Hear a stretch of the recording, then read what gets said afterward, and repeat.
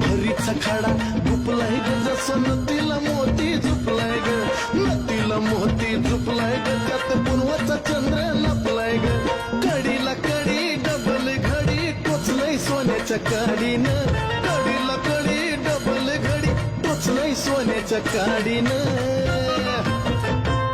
नथ घडवली नाही सवडीनं येडूबाईनं घातली आवडीनं